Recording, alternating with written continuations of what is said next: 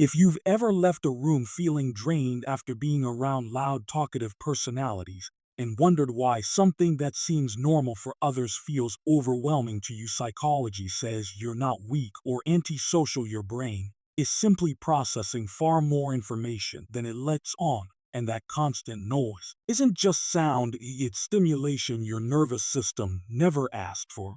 This exhaustion happens because your brain values depth regulation and emotional balance more than intensity. Research shows some minds are wired to become overstimulated faster, which means loud environments don't energize you, they overload you. And what looks like intolerance is actually self awareness. When someone is loud, your brain isn't just hearing volume, it's decoding tone, intention, emotional shifts, and social dynamics all at once. Psychology calls this sensory processing sensitivity, and people high in this trait absorb environmental input deeply. So raised voices, fast speech, and constant interruptions create cognitive crowding. Your nervous system struggles to filter what matters from what doesn't, and that constant filtering burns energy fast.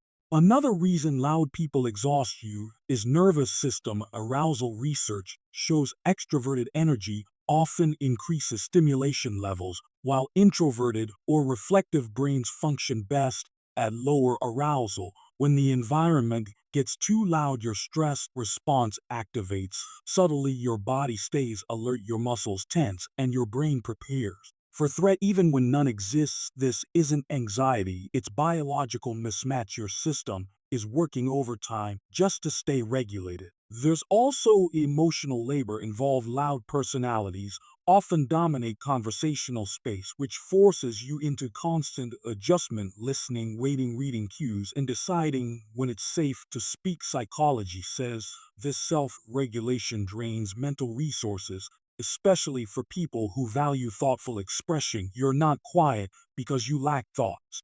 You're quiet because the environment doesn't leave room for them. Your exhaustion is also tied to empathy. Mirror neuron research shows some brains automatically sync with others' emotional intensity. So when someone is loud, excited, or agitated, your nervous system mirrors that energy internally, which explains why you feel tired after being around high intensity people. You're not just witnessing their energy, you're carrying it.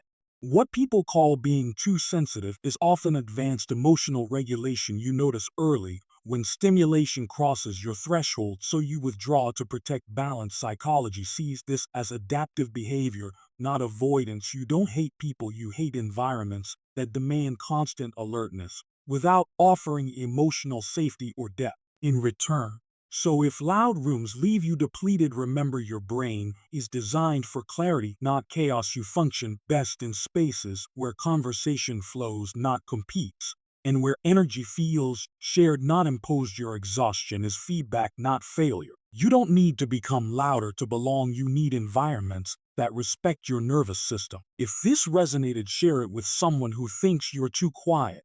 And let me know in the comments what kind of environments make you feel most alive.